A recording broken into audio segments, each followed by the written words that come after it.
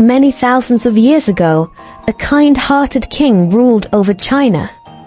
He had only one daughter, named Princess Kawa. She was very beautiful, with a face that shone like the sun. From her childhood, Princess Kawa loved flowers and would spend all her time playing with buds and blossoms in the palace garden. One day, she saw a lovely, charming little bird fluttering on a rose branch. The princess felt an urge to catch the bird and lock it in a cage. She ran after it. But as beautiful as the bird was, it was equally mischievous. When it flew from one branch, it would settle on another. Finally, exhausted, the princess picked up a pebble and threw it at the bird. The poor bird was injured and fell into a flower bed. Princess Kawa rushed to catch it, but as she got closer, a mist clouded her vision. In that mist, she saw a dark, frightening figure. Terrified, she wanted to run back, but she heard a burst of laughter. The princess's heart started pounding. She screamed and fainted, falling to the ground. A gardener, who was watching from a distance, saw the scene. He ran over to the princess and tried hard to bring her back to consciousness. When the princess didn't wake up after a long time, he picked her up and took her to the queen. When the king was informed, he immediately dismissed the court and rushed to the palace, calling many physicians to treat the princess, but she didn't regain consciousness. The news spread throughout the kingdom. Around midnight, while the king was anxiously pacing around the princess's bed, a voice echoed in the room. Everyone, leave this room, or the princess will die.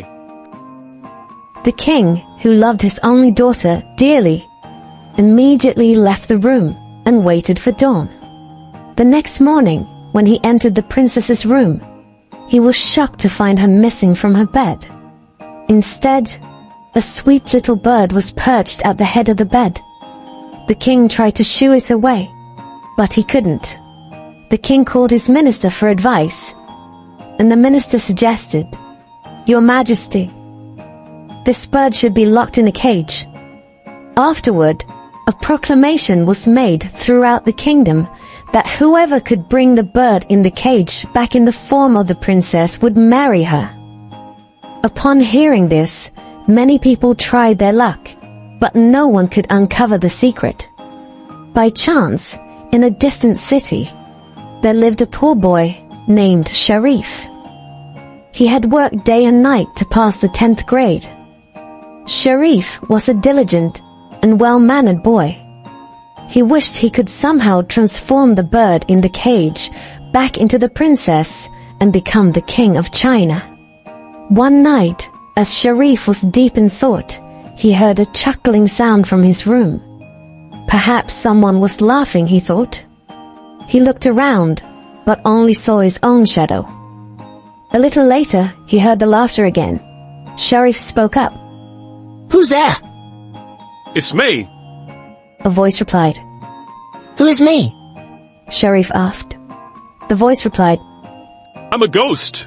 Sharif inquired. "What are you doing here?" The ghost responded.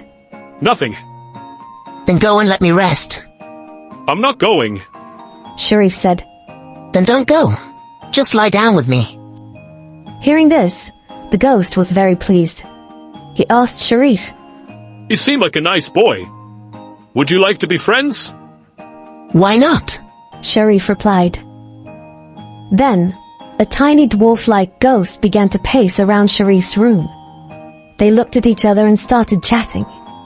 Sharif told the ghost that he wished to marry the princess, but she was locked in a cage. The ghost laughed heartily and said, Don't worry, my friend. Your wish will come true. The ghost then said, I know this whole secret well. Sharif asked. "How? Tell me, please." The ghost said, One day, I was flying in the princess's garden in the form of a bird when she threw a pebble at me, and I got angry. When I returned to my true form, the princess fainted. That night, I took her from there and left a bird in her place. Now, the princess is locked in a dark cell on an island across the sea. Here, take this key, but be brave as the path is very dangerous. If another ghost blocks your way, just show them this ring of mine. With that, the ghost disappeared from the room. The next day, Sharif went straight to the king and said that he had discovered the real secret. Your daughter is imprisoned on an island across the sea. When I free her, the bird in the cage will fly away on its own. The king was very pleased to hear this. Sharif asked for permission and set off towards the dark cell.